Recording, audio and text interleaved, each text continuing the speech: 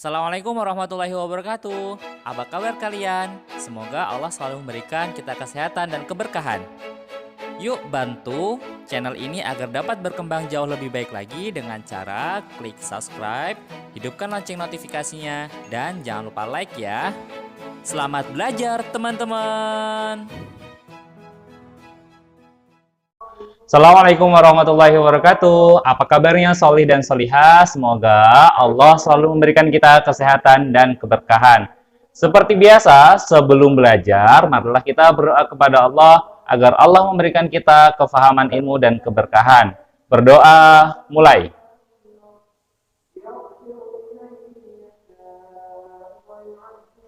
Selesai. Nah, hari ini kita akan belajar tentang hak dan kewajiban. Apa itu hak dan apa itu kewajiban? Ada yang tahu? Tentu kalian masih ingat pelajaran di semester 1 tentang hak dan kewajiban. Hak adalah sesuatu yang harus kita terima, sedangkan kewajiban adalah sesuatu yang harus kita kerjakan. Itu adalah suatu kewajiban. Nah, hari ini kita akan membahas tentang hak dan kewajiban kita terhadap lingkungan. Nah, yang pertama akan kita bahas adalah hak kita terhadap lingkungan. Apa sih yang akan kita dapat dari lingkungan? Yang pertama adalah menikmati lingkungan segar. Jadi yang pertama adalah menikmati lingkungan segar. Lingkungan segar berhak kita dapatkan dari alam, dari lingkungan yang ada di sekitar kita. Tentu semua dari kita tidak ingin mendapatkan lingkungan yang kotor, bukan? Pasti kita menginginkan lingkungan yang bersih dan segar. Nah, hak yang kedua yang akan kita dapatkan adalah mendapatkan sumber air bersih dari alam. Allah telah menciptakan air untuk kehidupan manusia. Kemarin kita sudah membahas tentang air sebagai sumber energi. Nah, air sangat penting dalam kehidupan manusia karena manusia sangat bergantung dengan adanya sumber air. Sumber air harus kita jaga keberadaannya, karena dengan air bersih itulah kita dapat menghidupi kehidupan kita sehari-hari. Nah, hak kita yang ketiga adalah memperoleh sumber daya alam yang kita butuhkan. Nah, kita pasti membutuhkan sumber daya alam untuk keberlangsungan hidup kita. Seperti kita membutuhkan tumbuh-tumbuhan, membutuhkan air bersih, membutuhkan matahari, dan lain-lain.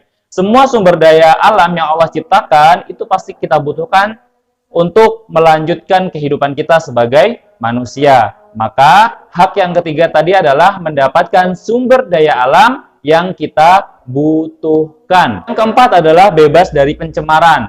Jadi kita tentu tidak ingin tinggal di lingkungan yang tercemar, bukan?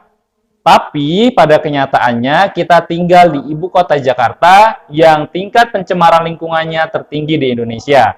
Tentu kita harus menjaga lingkungan kita agar tidak tercemar oleh pencemaran udara maupun pencemaran air yang ada di lingkungan kita. Yang kelima adalah memperoleh lahan sebagai penunjang prasarana dalam kehidupan manusia. Tentu kita membutuhkan lahan-lahan yang akan kita gunakan sebagai tempat tinggal, sebagai tempat bekerja, dan sebagai tempat bersosialisasi. Maka kita membutuhkan lahan-lahan yang disediakan oleh alam. Maka 5 hak itulah yang akan kita dapat ketika kita sudah menjalankan kewajiban kita sebagai manusia. Nah, apa sih kewajiban kita sebagai manusia? Jadi berikut ini adalah kewajiban kita sebagai manusia. Yang pertama adalah tidak membuang sampah sembarangan atau membuang sampah pada tempatnya. Yang perlu kita lakukan adalah yang pertama adalah mengurangi keberlangsungan sampah yang ada di muka bumi.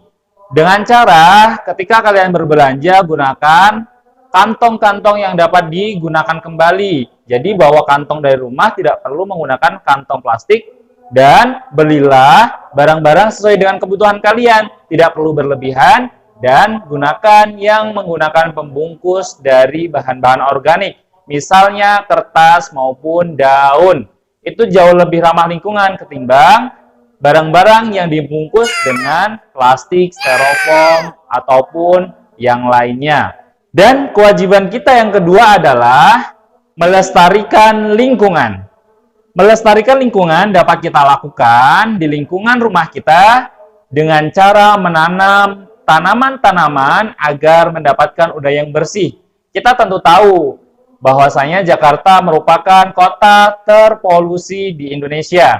Maka kita perlu menjaga keberlangsungan udara yang ada di sekitar kita dengan cara menanam tanaman-tanaman untuk diri kita sendiri. Bisa tanaman hias, tanaman buah, maupun tanaman sayuran di lingkungan rumah. Jadi jangan malas untuk menanam ya. Tanam untuk kebersihan udara dan keindahan. Nah, yang ketiga adalah menjaga kelestarian lingkungan. Dengan cara kita tidak menebang pohon. Dengan cara kita tidak membuang sampah sembarangan.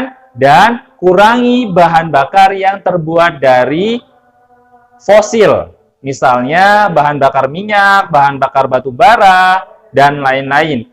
Kurangi penggunaannya. Gunakan kendaraan umum sebagai alternatif kendaraan kalian.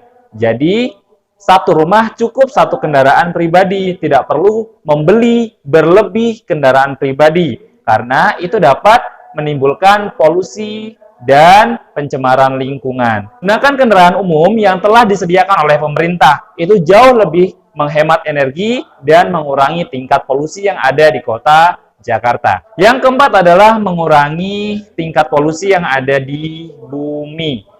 Dengan cara kalian gunakan bahan-bahan yang menghemat energi atau gunakanlah energi-energi alternatif agar kalian tidak menggunakan energi berlebih. Hemat energi itu yang harus kita lakukan. Matikan lampu ketika siang hari, tidak menggunakan pendingin ruangan yang berlebihan, gunakan secukupnya, matikan alat-alat elektronik ketika sudah tidak digunakan kembali. Kita harus bijak menggunakan peralatan-peralatan yang menggunakan energi.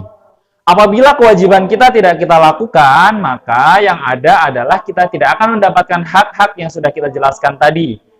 Allah telah menjelaskan dalam Quran surat Ar-Rum ayat 41. A'udzu billahi minasyaitonir rajim. Bismillahirrahmanirrahim. Zaharal fasadu fil barri wal bahri bima kasabat aydin nasi liyudhiqahum ba'dalladzi 'amilu la'allahum yarji'un. Shadaqallahul azim. Yang artinya telah tampak kerusakan di darat dan di laut disebabkan karena perbuatan tangan manusia. Allah menghendaki agar mereka merasakan sebagian dari akibat perbuatan mereka agar mereka kembali ke jalan yang benar. Nah, Allah telah berfirman, apabila kerusakan yang ada di muka bumi itu akibat ulah kita sebagai manusia, bukan karena Allah yang membenci kita, tapi karena kita yang tidak bisa melakukan kewajiban kita sebagai manusia untuk menjaga bumi kita. Padahal manusia diciptakan oleh Allah sebagai khalifah fil ard, artinya menjadi pemimpin di muka bumi. Seharusnya seorang pemimpin bisa bijak dalam menggunakan apa yang Allah telah sediakan. Yuk jaga lingkungan kita, jaga kebersihan, dan jaga kesehatan. Stay safe di rumah, jangan kemana-mana, di rumah aja. Kita belajar bersama-sama di YouTube channel ini. Jangan lupa subscribe-nya, like, and share ke media sosial kalian. Assalamualaikum warahmatullahi wabarakatuh.